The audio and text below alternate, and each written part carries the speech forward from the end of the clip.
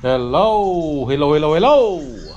Magandang araw at magandang buhay at panibagong vlog na naman sa Bonsai Stang Lumpo. So ito yung bagong ayos natin na bonsai materials, okay? So nag-decide ako na since na ganito yung kanyang itsura. So ito yung sinasabi kong reverse tapered dahil mas malaki ito, part na ito, kaysa dito sa kanyang baba. So ang mangyayari niyan, tatabihan natin ng bato, okay, para magkaroon ng kwento dahil bakit naging ganyan, biglang liko and then bumaba. Okay, so, natin ng bato dito sa kanyang tabi. Okay, ito yung kanyang magagamit na bato, yan. Okay, so samahan nyo si Bonsai Stang Lumpo na mag workshop itong halaman na ito. Okay, babawasan lang natin yung bato dito na ilalagay natin. Kailangan yung ugat ng ating bonsai ay lapat na lapat. So bawasan lang ng kunti para pumasok yung kanyang ugat. Agoy, agoy, agoy, agoy. Ano daw? Ayun. Nagpapatawa lang si Bonsai Stang Lumpo at sinukat na nga. Pasok na pasok ang ugat doon sa puka ng bato na ginawa natin. Yan. So kailangan nating talian para hindi mapunta sa iba. Agoy, agoy, agoy, agoy, agoy. Kailangan nating talian, okay? Para hindi ito magalaw. So napaka-importante yan yung panali na yan. Kasi ang ating bato na ilalagay dito ay hindi buo. Okay? Pag dugtungin lang natin. Gamitan natin ng simento katulad niyan. Yan. So tinali lang muna natin yung limestone dyan at ididikit ng simento. Okay? Lalagyan natin ng simento para kapit na kapit katulad ng pag-ibig niya. Agoy, agoy, agoy, agoy, agoy. Pero sa iba kumapit.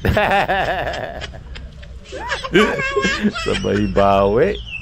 Ayan, daan-daan lang bebe para hindi mahulog. Ayun. At unti-unti na nating nabubuo dito. So inuna na sa baba, pangalawa sa taas, and then sa gitna. Yon ang ginawa natin dahil ang kinukuha natin doon ay yung ulo, yung pinakatuktok kung bakit naging biglang bumaba yung kanyang katawan. Okay? So ibig sabihin mayroong nakaharang doon. Okay? Kaya bumaba. So lahat ng ating ginagawa ay may kwento. Yan. So nandun na tayo sa gitna. Nilalagyan na natin ng simento para magdugtong. At kinamay na nga ni Bonsai Stang Lumpo. Agoy, agoy, agoy, agoy, agoy. Pininger na. Hinimas-himas na para kumapit. Hinimas-himas para kumapit. Agoy, agoy, agoy, agoy, agoy.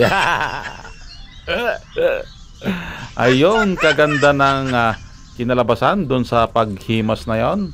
At lagyan pa natin ng kunti dito dahil parang mahihiwalay pa yung bato na inilagay natin. Yan. So yung pinagdugtungan dapat mabubura yon. Okay? Wala tayong makikita dapat na semento. So ang ginawa natin dito, yung mga tipak ng limestone ay dinurog natin. Yun yung ibinudbud natin doon sa basang semento para hindi mahalata na pinagdugtungan. Ayun, at winisik-wisik pa nga. Agoy, agoy, agoy, agoy. Wisik-wisik para lumabas ang masamang elemento. Ayun, at gumanda na. Iba na yung kanyang itsura. Hindi na siya mukhang reverse tapered. So, ganun lang ang diskarte dito.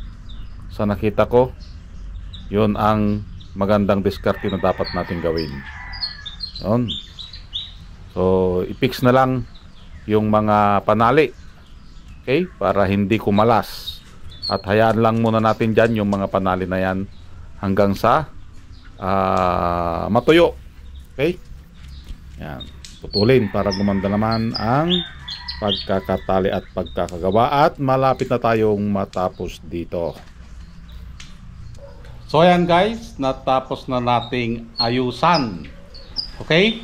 So nalagyan na natin ng bato. Okay? Papakita natin. Ito yung ating nailagay.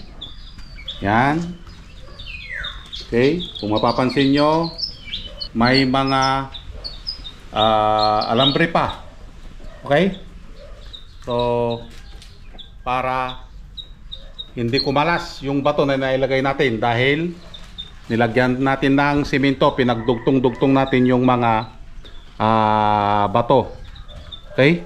So, ito yung kanyang kinalabasan. At kung mapapansin nyo, yung napagdugtungan, wala kayong makitang simento. Yan. So, nagdugtong-dugtong yan guys. Okay? Wala kayong makitang simento. Ang ginawa natin, pinitpit natin yung mga tipak. Dinurog natin yung mga tipak. Yan yung mga pinanggalingan ng ano. Dinurog natin and then saka natin inilagay doon sa basang simento. So, antayin natin ito na tumigas para tumayo. Agoy, agoy, agoy, agoy, agoy. Ano daw? Antayin na tumigas para tumayo. Kasi kung hindi mapatigasin, hindi tatayo itong bato na ito. Agoy, agoy, agoy, agoy. Parang yung kakilala ko. Ibig sabihin, pag tinanggalan natin itong mga wire na ito, ibig sabihin, matigas na yung simento na nailagay natin. Okay? So, ganyan lang muna. Huwag tayong magmadali. Okay? So, may pagbabago yung kanyang itsura. So, na-solve yung kanyang problem na reverse tapered. Okay? Dahil mas malaki dito. Ngayon, hindi na siya reverse tapered dahil ang lumabas sa katawan na ito ay ugat na lang siya. Okay? Naging ugat na lang na umapit doon sa bato.